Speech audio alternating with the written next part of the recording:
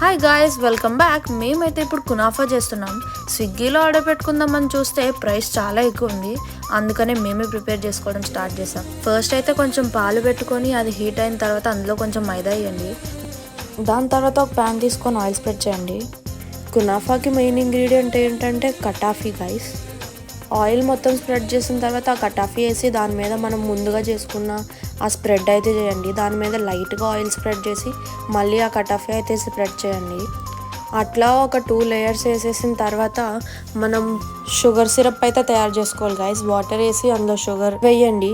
దాని తర్వాత లైట్గా లెమన్ అయితే అందులో పిండాలి.